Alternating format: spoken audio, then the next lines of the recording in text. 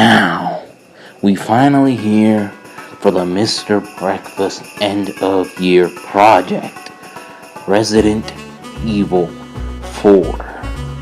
As always, we, the crew, decided to end off the year with another one of our faves of all time.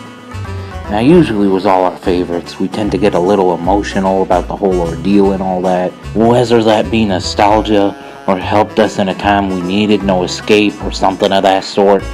RE4 though? No, this is literally just a joyride. Just like Christmas. Ugh. So strap on, get yourself a turkey leg, some mashed potatoes maybe, with a side of gravy, and let's hit up the classic that is 4 Resident Evil. A dude like me want to talk about my first random encounter with this 2005 revolution. I remember me and my brothers were at my grandma's around 2016-ish, if memory serves me right. We were there for the weekend, but the day my pops done picked me up to go home, we took a quick stop at our local game spot, and that is Game Street, the GOAT. We all got a game that we wanted, but I ain't really remember what I got. But I remember what my big bro got, that being Resident Evil 4. I could swear that shit glistened in the Christmas spirit when he grabbed it from the shelf. But he also did get some PlayStation card joints and got RE1 Remake and RE0. He played RE1 Remake first, and that shit was real spooky to me, but that's a tale for another day.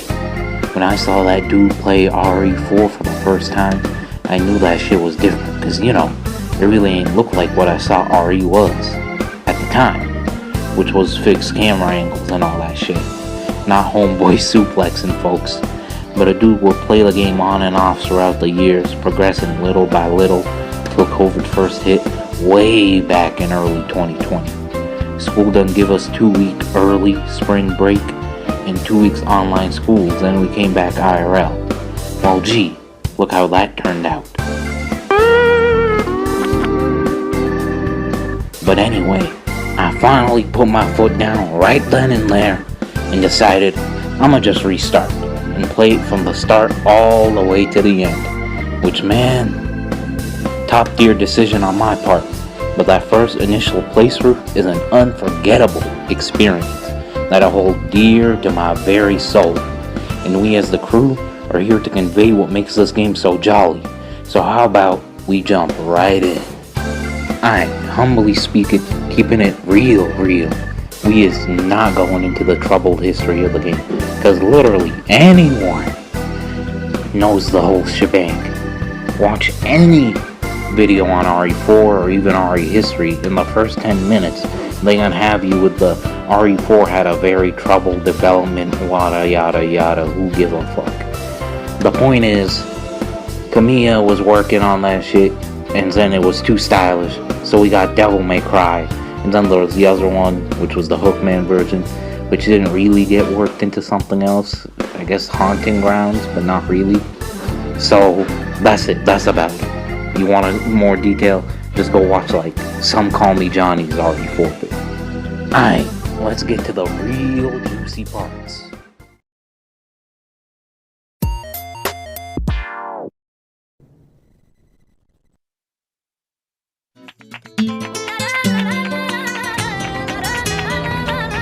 I received special training via a secret organization working under the direct control of the president.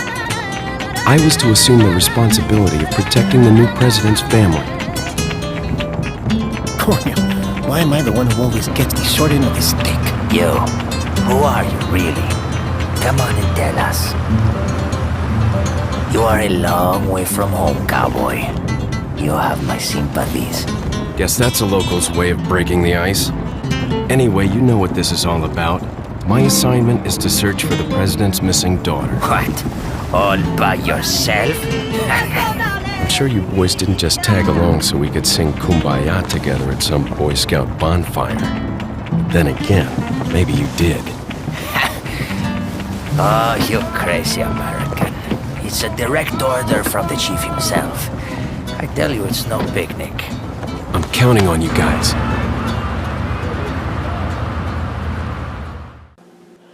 RE4 opens with such a funky track playing, Drive, while Leon smoothly yet calmly explains the basic objective of the game. It's not a rookie going to his first day and stuff going haywire and he's trying to escape. It's not special tactics and rescue services being sent to search for the Bravo team just to be stuck in a mansion and try to find a way out. You looking for the president's daughter, because from the span of RE2 to 4, Leon a whole secret agent working for the president now. The 2 police officers drop homie Leon off, and he's gonna go check the suspiciously wide open door of that cabin.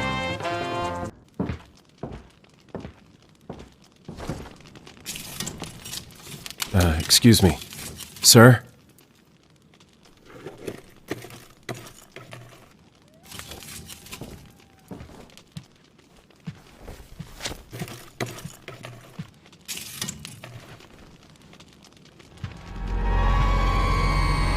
I was wondering if you might recognize a girl in this photograph? ¿Qué carajo estás haciendo aquí? ¡Lárgate, cabrón! Sorry to have bothered you.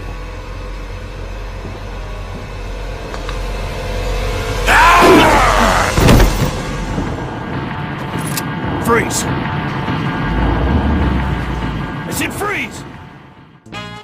Now if this isn't bone chilling, then I don't know what is, pal. But then what I did was book it as far away from those folk. But then you pull up to the village with Chainsaw Man or Dr. Salvador or whatever pulls up. Yeesh! I folded on my first playthrough, but this is a great intro/tutorial for the player playing this for the first time. Because way back in 05, this was a new thing, and especially a new thing for Resident Evil. But after all that, the game is just this. But the opening to the village is so expertly well designed, you ain't even know. You got a variety of the ganados to fight. You already have a couple weapons and a small barn and a house you can hide in, or go up to the top of the small clock tower. They give you room to experiment with what you have right from the get-go, with tons of enemies to fight, so it all ends up feeling like one of the most satisfactory adrenaline rushes you'll have. Anywho, as you continue forward and wrap up 1-1, you meet the lovely Louise Sarah, and by the end of 1-1, you basically know everything you need to know about the game.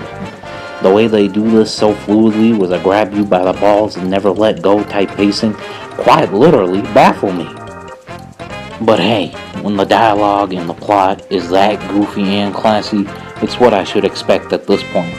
Regardless, you also meet the big cheese, this towering figure with rough, gruffy, scruffy ass beard. Which, keeping it real, he one of the lesser villains, but I like Dude's boss and his interactions with Leon. But Leon and Luis get to know each other a little while they're being bound together. But then the OG Ganado pulls through and there's a QTE. What's important is the dude you meet right after, the Merchant. Over here, stranger. Oh my lord, I love the Merchant. That's my dog. He's just such a bluesy shot for the game. The way he's just so goofy with lines such as this. Stranger, stranger. Now that's a weapon. And his design just funky, I don't know what else to say. He literally got me feeling like going to Toys R Us on a Christmas morning. It's a nice mix of the game's multiple tones. It's just perfect for the game and a fun twist on your average shop, to reference another Capcom horror gone horror action game, Dino Crisis 2's, which is just a standard futuristic tablet. On top of all that, you got the best storage system in gaming. I ain't care. Listen, RE ever since 1 has had a strong foundation and is real satisfying to have everything you need in order and just manage your items in general. But when I say that this shit is 10 times better, sometimes y'all got me not wanting to continue just so I can mess around with my items. A dude can play Tetris with this shit. It's so intricately. Listen, this is not on me. On the script by Mr. Cape, it says intricately, I think he meant to say, but this is intricately. Could he not use autocorrect, at least? Whatever. It's so intricately well designed that you can fit so much stuff. Pause. If you place the shotgun this way or the heals this way, and the fact you ain't gotta carry key items, those are just in its own thing. So just stuff that you use, heals and weapons and attachments and eggs. Which I don't know, depends on the player's mood. That can be a consumable or a weapon, I suppose. It just rambunctious and it's flexible, unlike any storage system I've ever seen. It's just that intuitive. And for the 17 years this game been kicking, no one beat it in terms of item management. Like whoever designed this, I need to shake your hand, cause you is a genius. But I think we better get to that goofy, boofy ass story.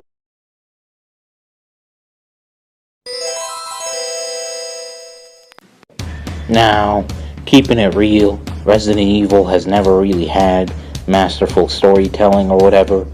It feels like a cheesy horror film franchise, and that is from the days of old. Like take a gander at the live action Resident Evil 1 joint. I got a shotgun. Chris Redfield.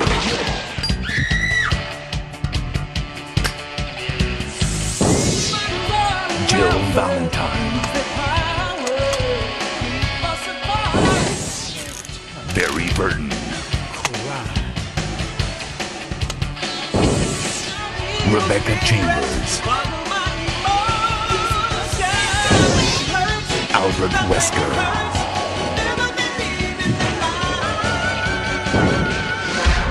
Resident Evil.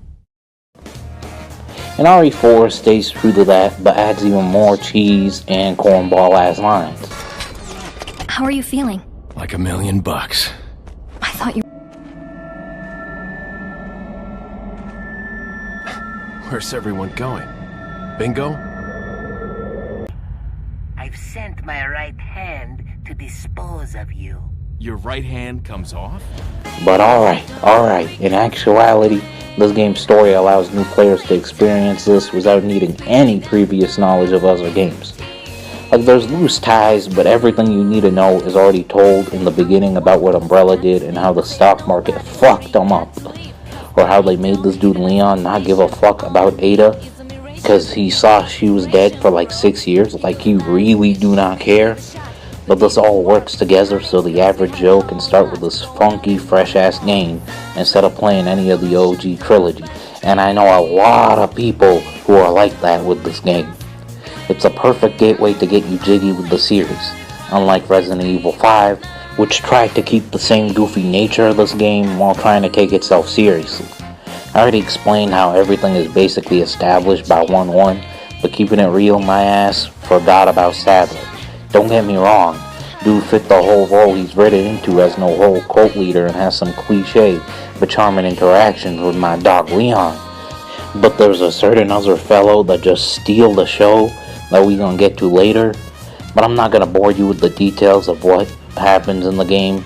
So as we always do, we just gonna imagine whoever watched this already played this joint, which, keeping it real, this is one of the most popular games of all time and one of the most highly regarded ones. So, but anywho, the story is really done. It's cheesy, it's fun, and it got that 2000s twang, and I mean this in the best way possible. Like, this is the most insane Resident Evil has ever been. I think you'd be running away from boulders multiple times, and you straight up got some fucking Mission Impossible shit.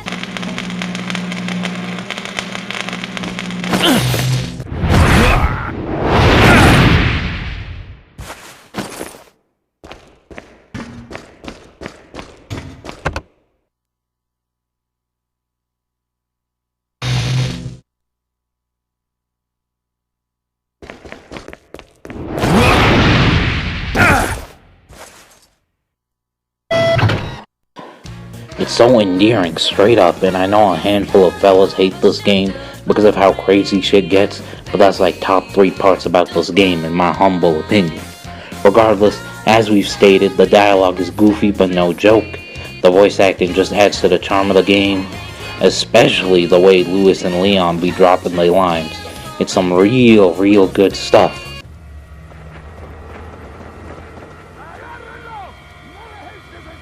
What are we gonna do, Leon? Hate to say it, but we're sandwiched all right. Quick, in that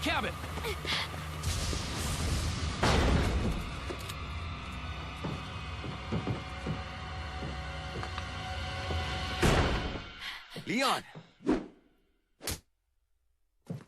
Small world, eh? Well, I see that the president's equipped his daughter with ballistics, too. From the way this game is presented, you can already tell it's self-aware and it fits this game specifically, not RE2 or Code Veronica.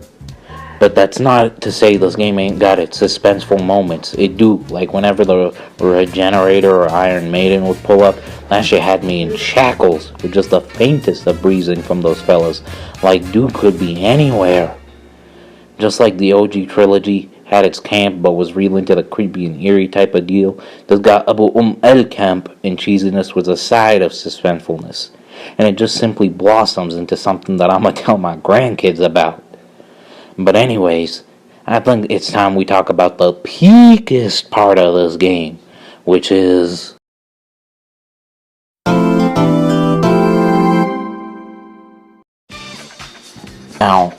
Now the grasp the gameplay got on a dude cannot be understated. This game still got tank controls, but no fixed camera angles, which a man like me is totally chill with tank controls. But the fixed camera angles at certain points in OGRE had a dude on his knees, so I'm glad they just stuck with the tank controls. But you get the full behind the shoulder camera movement, gives you a lot more versatility with the new style presented, and it's really unique. Especially that quick turn. I can't say how many times that shit saved my bacon. And it's just really satisfying to feel up and just simply control. Now there's a lot of funky stuff going around that OGRE can't even dream of achieving with its gameplay. Like every single weapon got a laser pointer for that extra accuracy, for example. You can pull out that meaty ass shotgun, aim at their head and just pop it off with some extra damage if they in a horde. Or you pull out a good old pistol, pop both of them legs, and pull up in front of their faces and send them flying with a clean ass kick to the jaw. Or you can do just that and suplex their ass. God, that shit gotta be the best, dog. My ass would go out of my way just to suplex folk. Oh, and it's just sort of crazy to me how these moves can be crazy good for crowd control, considering you got invincibility frames while doing them, and it knocks down multiple people if they behind the first ganado you hit. And then there are environmental hazards that you can handle and use quickly. Like the ganados that got dynamite, you can shoot that shit before they throw it and take out 5 or 6 of them. Or there's bear traps that you need to shoot to keep yourself from getting caught. Or you can knife them, which is a knife in this game perfectly balanced. Not only does it destroy Krauser and his boss in the last couple of chapters, but they literally perfect if you want to conserve ammo, because it keeps fellas staggered unless they grab your ass before you land the first hit. Ammo and cha-ching are spread out so evenly here that I can't really complain, but keeping it real, I didn't really feel that till my second playthrough though, probably because I was being more mindful about ammo and all that. But yeah, this is the first RE game you got cash to use with the already mentioned Bluesy Merchant. You can buy a lot of guns.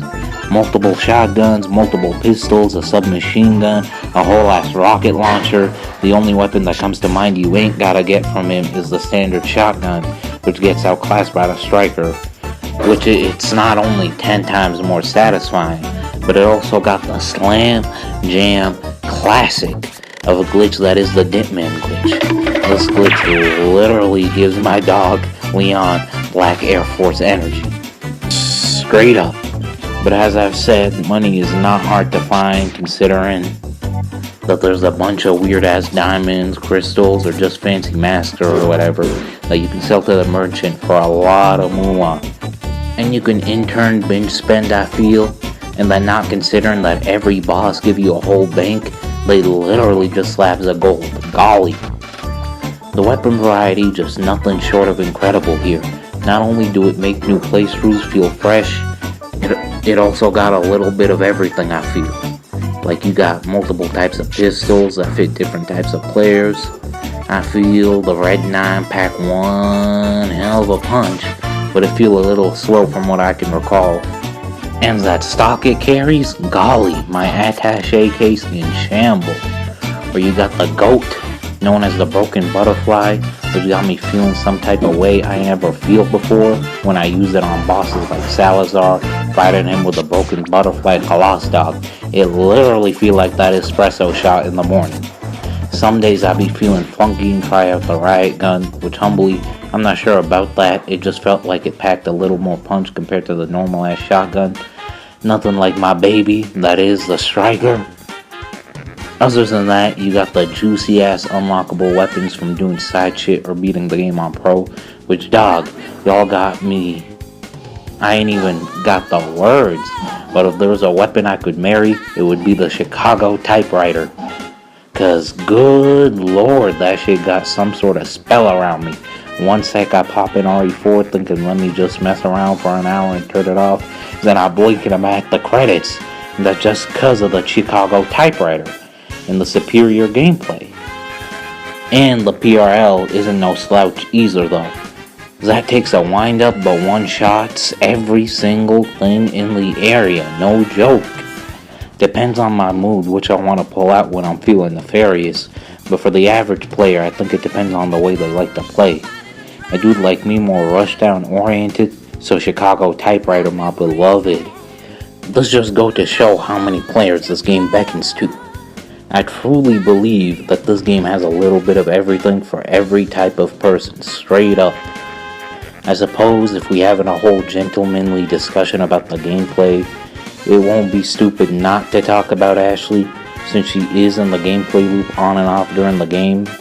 Now keeping it real, I feel like Ash isn't really that much of an annoyance, like what I was hearing prior to my first playthrough. Like, don't get me twisted, usually the best parts of the game is when our home skillet Leon is alone, but when she's there, she cool. If she gets captured, I feel like that's punishment of you fucking up like bad planning or timing whenever you leave her alone. Like at the start of the castle where you gotta go through while dudes shooting fiery boulders at you, I usually leave her in the entrance in the little bridge so she's safe and handle everything myself so she isn't a liability, then I call her back up.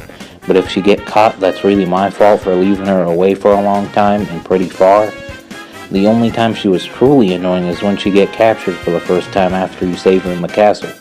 But she was just a bitch to Leon, I don't know what else to say. Other than that, before we head out to the three main areas of the game, I want to mention that the sound design in this game is so buttery smooth, it's bonkers. Like they always be giving you audio cues if you can't see the enemies, like the yells of the ganados once they spot you, or the sizzling of dynamite to give you that adrenaline pump to jet out of the area. It's well crafted into a fuego-ass gameplay loop that'll probably never get bored of. Oh, and I suppose you got the QTEs, which... Going forward, I'm gonna skimp out on the village portion since I feel I already covered what I wanted to say during the opening section of the vid, but it's still some of the best parts of the game. But the castle ain't no slouch either, pal.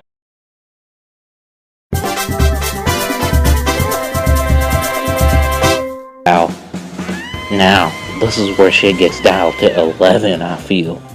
You're up against a new variety of cultists with the new weird-ass plagas they got, which is real cool as it always keeps the players on their toes and makes them experiment with new weapons if they must. The best part about the castle to me gotta be the ambiance. It just got the sense of old timelines that just jive with the new cultist and the freaky but unique Salazar, which straight up the best villain in the entire game. He's got such unique and funny interactions with Leon, and the way he just be getting heated with him is great. He keeps the game entertaining and keeps the game at a breezy ass pace, not to mention dude literally spin ball. Regardless, just like how I said the village a perfect intro to the game, I feel the castle tests you on every single aspect you've learned thus far. These weird and frankly annoying bug fellas that test out how quick you was able to react to the kick input coming up, or the monstrous Wolverine where you gotta use shit around your surroundings or stuff like flash grenades to exploit its weaknesses so you can take out the parasite on its back. It's some real good stuff, and I feel like people forget about how intricately designed these spots be just because it ain't as scary as it used to be. But I feel with the biggest test of all be the infamous water room. You gotta get through endless hordes of enemies attacking from a bajillion spots while making sure to unlock a crank and piggyback Ash up so she can crank 2 more of those levers, while trying to protect her and stop yourself from being attacked. This is intense and brutal at the same time. It has you whipping out that attaché case every 5 seconds. This is peak when it comes to managing your items and ammo and the such. Do you want to blaze them with your TMP, or flashbang them and hit them with a clean kick? Or do you want to use the rifle for the folk who want to capture Ash? Or a clean pistol shot to the knee to keep them staggered and you can serve rifle ammo. It gets a dude thinking on the fly and tests you if you're ready for what's to come. It's simply engineered to be the perfect test, I feel. It's fuego. It tests you in every way. Anywho, other than that, we got the death scene of the GOAT Lewis. That's my dog! Leon! I got it.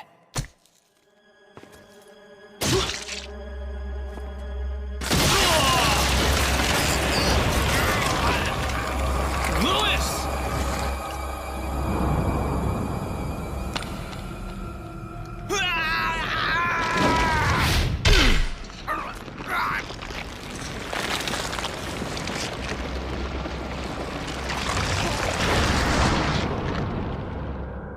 Now that I have the sample, you serve me no purpose. Sadler! My boy Salazar will make sure you follow the same fate. Stay with me, Lewis. I am a researcher, hired by Sadler.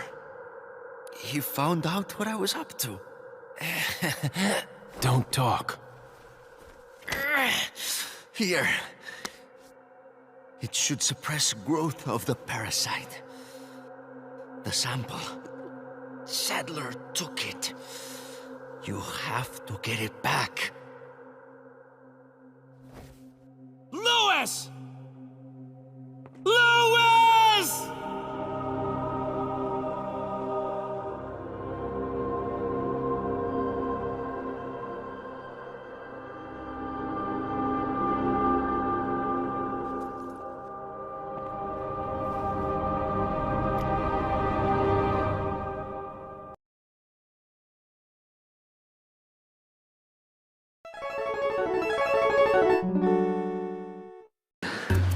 This is probably the weakest part of the game for me since it doesn't add anything new or fresh.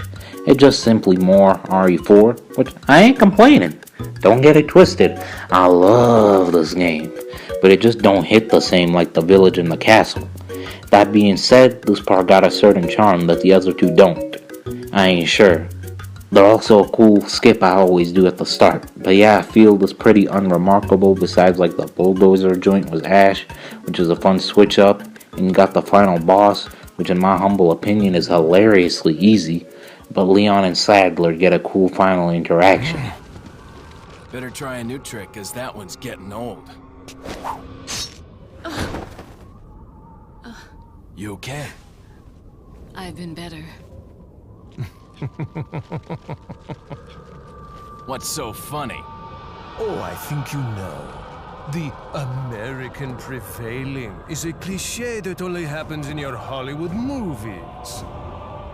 Oh, Mr. Kennedy, you entertain me. To show my appreciation, I will help you awaken from your world of clichés. There are also the regenerators, which are the scariest part of the game by far. After that, you have a whole ski escape sequence. Wallahi, I feel like every game from the 2000s got this type of ending sequence.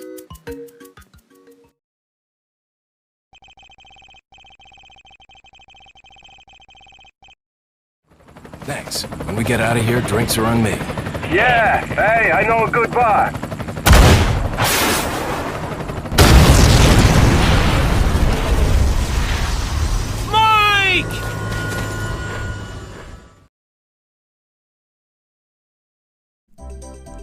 In conclusion, Resident Evil 4 got to be one of the most waviest and crispiest experiences anyone could ever ask for. Just goes to show how truly magical it was to be alive in the GameCube/PlayStation 2 era when they were shaping the gaming scene with banger after banger, such as Peak Fiction, or known as Devil May Cry 3, Mario Sunshine, MGS2, Wind Waker, and of course RE4. And I know we ain't explored or said anything groundbreaking in this video, because literally name a single soul who hasn't made at least a 20-minute video on this game. But hey, we always strive to add our own spin on things and just talk about shit we love. But humbly, I feel like we end in this year with a bang, especially since you can't really go wrong with RE4. 'Tis the season as well.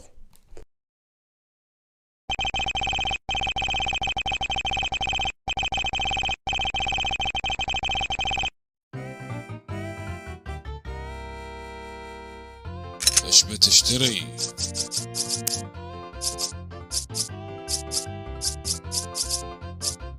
لا يفوتك لا يفوتك، هذه سلاح خاص المنظمة سرية تحت قيادة الرئيس.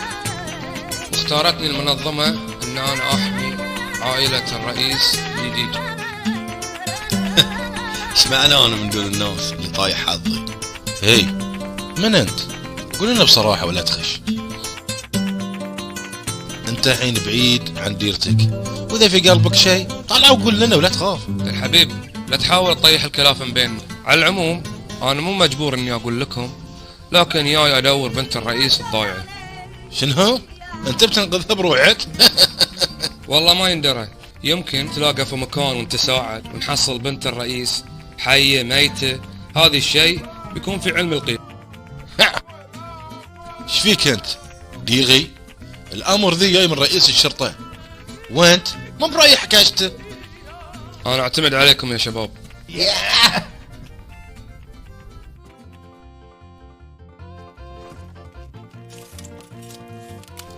لو سمحت ممكن دقيقة؟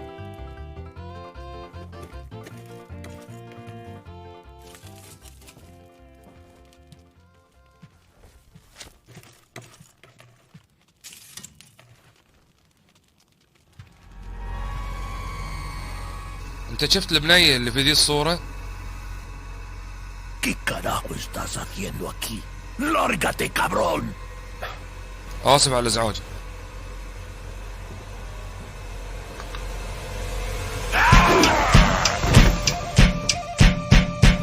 لا تتحرك، قلت لك لا تتحرك.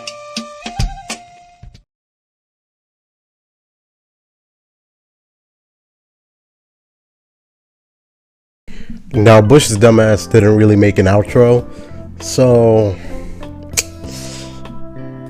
we usually do these things, so it's usually in the script, but this time it's not, so y'all just gonna have to bear with me. So, how y'all doing? Humble dude like me, my eyes got fucked up the other day, cause us three, we was playing Mario Party. It was Mario Party 7, right? You know, it's supposed to be a groovy ass time, but hold on, I had a tweet about this. Let me just pull it up real quick. Hold on.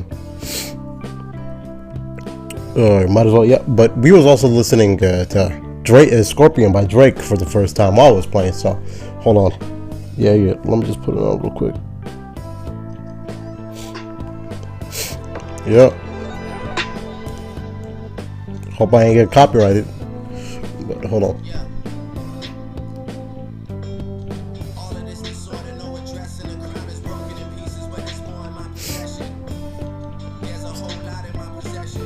Never have I ever fumbled a match on Mario Party like that before, dog. Actually, now that I'm thinking about it, any multiplayer match I genuinely hit 1 on the dice 5 times in a row.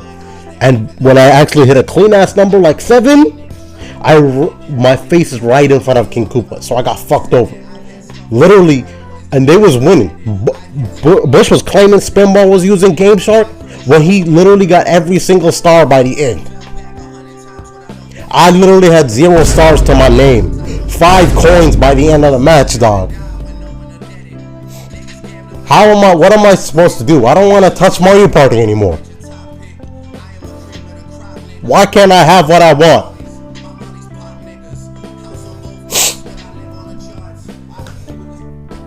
Anyway, yeah, that was my day.